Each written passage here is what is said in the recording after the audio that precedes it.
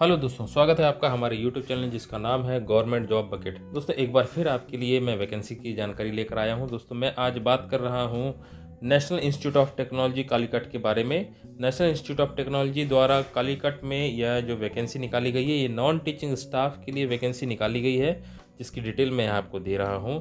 तो यहाँ पर दोस्तों पोस्ट जो दी हुई है, यहाँ पर पोस्ट की एक एक करके मैं डिटेल आपको बताऊँगा।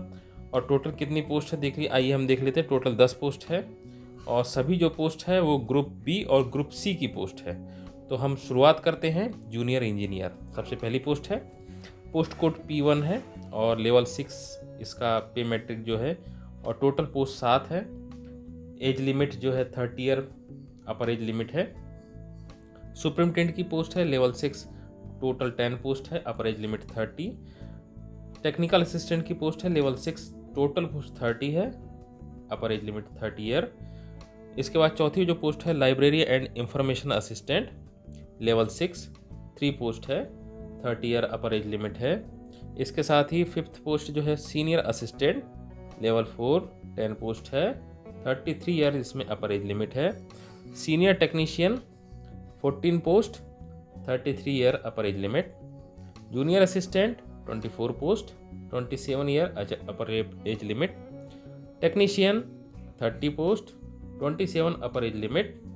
ऑफिस अटेंडेंट 9वीं पोस्ट है, ऑफिस अटेंडेंट 7 पोस्ट है, 27 years. Office attendant 7 post, 27 years. इसके बाद लैब अटेंडेंट 15 पोस्ट और 27 ईयर्स अपर एज लिमिट। इस प्रकार यहाँ की पोस्ट का डिस्ट्रीब्यूशन किया गया है। आगे देखते हैं दोस्तों, इसमें अब डिस्क्रिप्शन जो दिया हुआ है, इसमें एसेंशियल क्वालिफिकेशन और भी डिटेल दी हुई है। तो एसेंशियल क्वालिफिकेशन में जो पहले नंबर की पोस्ट है, इसमें BE BTech सिविल इंजीनियरिंग या फिर इलेक्ट्रिकल इंजीनियरिंग से होना चाहिए, या फिर आपका फर्स्ट क्लास डिप्लोमा होना चाहिए सिविल इंजीनियरिंग या फिर electrical engineering with excellent academic record के साथ। पोस्ट जो 2 है सुपरिटेंडेंट की, पहली जो है जूनियर इंजीनियर की पोस्ट थी, दूसरी सुपरिटेंडेंट की पोस्ट है। सुपरिटेंडेंट की पोस्ट के लिए जो क्वालिफिकेशन रखा गया है वह बैचलर डिग्री, फर्स्ट क्लास में बैचलर डिग्री रखी गई है, किसी यूनिवर्सिटी या इंस्टीट्यूट से होना चाहिए, या फिर मास्टर डिग्री में आपके 50% अंक होना चाहिए, मार्क्स होना चाहिए। आपको कंप्यूटर का नॉलेज होना चाहिए, जिसमें वर्ड प्रोसेसिंग स्प्रेडशीट का ज्ञान हो। इसके साथ ही लीगल बैचलर डिग्री आपकी मास्टर डिग्री होना चाहिए, लीगल में बैचलर डिग्री या मास्टर डिग्री ऑफ लॉ। इसके साथ ही फाइनेंस और अकाउंट में बैचलर डिग्री होना चाहिए या मास्टर डिग्री होना चाहिए। Commerce, accountancy, banking, finance of equivalent इस स्ट्रीम में होना चाहिए। इसके बाद हम देखते हैं तीसरा, टेक्निकल असिस्टेंट। टेक्निकल असिस्टेंट की बात करें तो फर्स्ट क्लास या फिर इक्विवेलेंट होना चाहिए ग्रेड BE BTech या MCA के किसी रिकॉग्नाइज यूनिवर्सिटी से, या फिर फर्स्ट क्लास आपका इंजीनियरिंग में डिप्लोमा होना चाहिए, relevant field excellent academic record के साथ, या फिर फर्स्ट क्लास आपकी बैचलर डिग्री होना चाहिए साइंस से किसी यूनिवर्सिटी से, या फिर master degree science from recognise university institute with at least 50% marks equivalent grade, ये होना चाहिए। इसके बाद लाइब्रेरी और इंफॉर्मेशन असिस्टेंट की बात करें तो इसमें फर्स्ट क्लास बैचलर डिग्री होना चाहिए साइंस, आर्ट या कॉमर्स में, या फिर bachelor degree in library and information science, ये भी होना चाहिए। दोनों में से कोई एक हो सकता है। इसके बाद पोस्ट ग्रेजुएट की बात करें तो post graduate diploma in library automation and networking, PGDC या इक्विवेलेंट रिकॉग्नाइज इंस्टीट्यूट।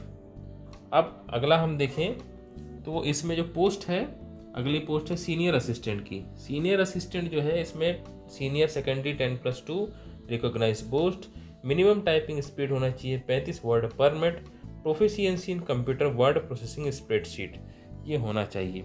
इसके साथ ही आपको नोट यहाँ दिया हुआ है, फाइनेंस और अकाउंट में senior secondary 10+2 commerce from recognise board, commerce में होना चाहिए 12th पास। इसके बाद कंप्यूटर स्किल, स्टेनोग्राफी स्किल या बैचलर डिग्री होना चाहिए इसके लिए। Accountant related computer skill software, Tally और एनी सिमिलर कोर्सेज में आपकी प्रोफिशिएंसी होना चाहिए। Bachelor degree in commerce, accountancy, banking, finance equivalent होना चाहिए। तो ये सीनियर असिस्टेंट के लिए क्वालिफिकेशन है। अगली पोस्ट के बारे में बात करें, सीनियर टेक्नीशियन ग्रुप C। इसमें सीनियर सेकेंडरी 10+2 में साइंस से होना चाहिए आपका 10+2, या फिर senior secondary from recognised board at least 50%, उसके साथ ITI कोर्स भी होना चाहिए, या फिर higher duration of appropriate trade. Secondary 10 with at least 60% and ITI certificate 2 year duration appropriate trade.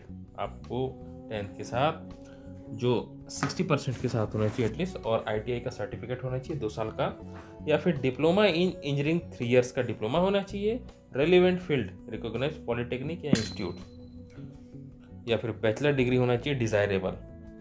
Junior assistant की बात करें तो इसमें 10+2 आपका 12th पास होना चाहिए, मिनिमम टाइपिंग स्पीड होनी चाहिए 35 वर्ड पर मिनट, प्रोफिशिएंसी होना चाहिए कंप्यूटर वर्ड प्रोसेसिंग और स्प्रेडशीट में, proficiency in other computer skill stenography, यदि ये हो तो बहुत अच्छा है।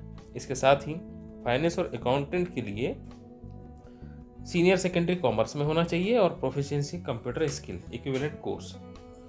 इसके बाद हम देखते हैं टेक्नीशियन, इसमें भी 12th पास मांगा गया है, और 12th पास के साथ 50% आप 12th पास में होना चाहिए और ITI में कोर्स किया होना चाहिए, या फिर secondary 10th with at least 60% mark और ITI का सर्टिफिकेट होना चाहिए 2 साल का, या फिर डिप्लोमा इंजीनियरिंग होना चाहिए ड्यूरेशन रेलिवेंट फील्ड किसी पॉलिटेक्निक या इंस्टीट्यूट से, गवर्नमेंट इंस्टीट्यूट से। ऑफिस अटेंडेंट की बात करें तो कक्षा 12वीं पास किया हो, और लैब अटेंडेंट की बात करें तो कक्षा 12वीं पास किया हो रिकॉग्नाइज्ड बोर्ड से। लेकिन सेक्शन की योग्यता थी, मूलभूत सेक्शन की योग्यता थी, जिसके बारे में हमने देखे।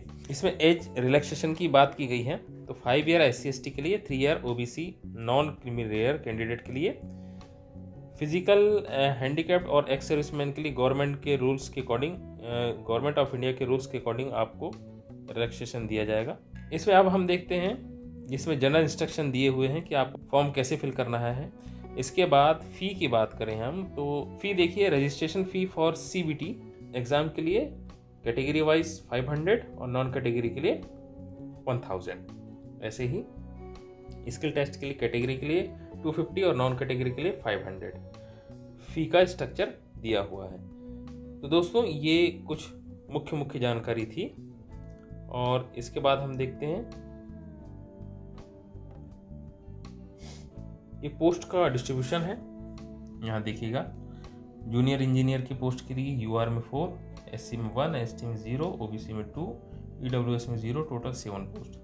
ऐसे सभी पोस्ट के लिए कैटेगरी वाइज पोस्ट का डिस्ट्रीब्यूशन हुआ है, जिसे आप अपनी सुविधा अनुसार अपनी क्वालिफिकेशन के अकॉर्डिंग आप चेक कर सकते हैं। यहाँ देखिए P3 जो है पोस्ट नेम टेक्निकल असिस्टेंट जो है, इसमें केमिकल इंजीनियरिंग है, सिविल इंजीनियरिंग है, कंप्यूटर साइंस इंजीनियरिंग है, information technology, computer hardware, computer networking, इसके साथ ही electrical and electronics engineering, electronics and communication instrumental engineering, और मैकेनिकल प्रोडक्शन, मटेरियल साइंस और मेटलर्जी इंजीनियरिंग।